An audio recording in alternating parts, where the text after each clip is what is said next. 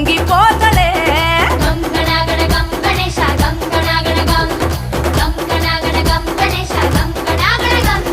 మట్టితో నిన్ను చేసి చిట్టి మండపమేసి అడవికి పోయి పూలు పండ్లు తెచ్చినం